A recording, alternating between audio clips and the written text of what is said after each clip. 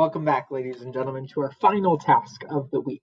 Today, we're going to put together everything we've learned this week about proportional relationships to make sure that A, we can take a look at a table and know if it's proportional, B, explain why, and then C, start to look at scenarios and understand if they're proportional as well. Let's get started. Take a look at these tables. It says in each table, determine if y is proportional to x, explain why or why not. What we know is that to test if something is proportional, I'm going to look at y over x and see if it's constant. Let's take a look at the first one. 12 divided by 3, I can do that in my head, is 4. 20 divided by 5 is 4. Now don't stop there because something crazy might happen.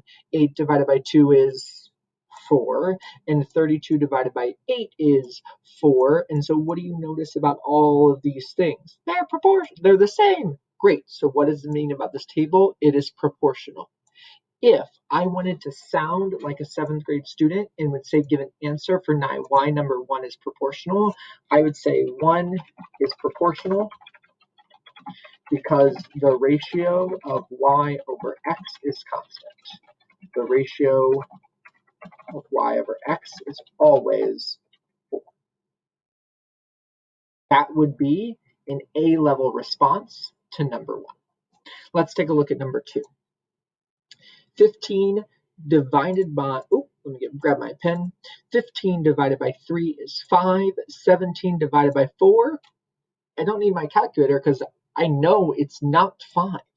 And so if they're not the same, I know that this is not proportional. And so if I was writing my answer for number 2, I would say 2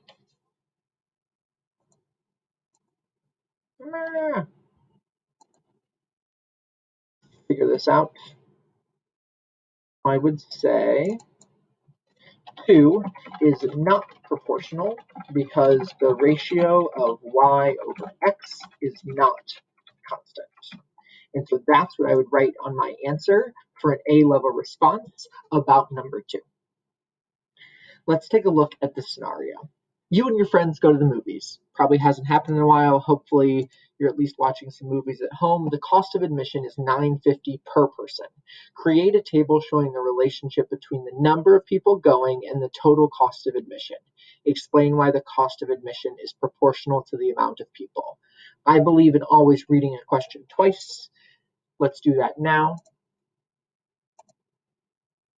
You and your friends go to the movies. So this is a question about going to the movies. The cost is $9.50 per person. What I need to do is create a table and explain why the cost of admission is proportional to the amount of people. So it says create a table showing the relationship between the number of people and the cost.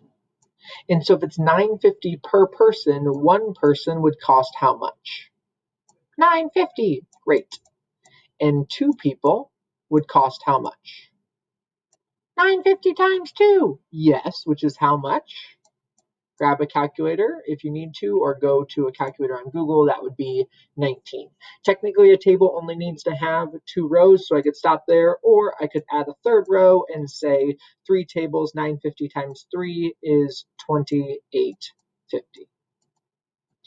And then it says explain why this is proportional. Well, how do we tell if it's proportional? We tell if it's proportional by putting y over x. So in this case, 950 over 1, which is 950. 19 over 2, which is 950. 28.5 divided by 3 is what?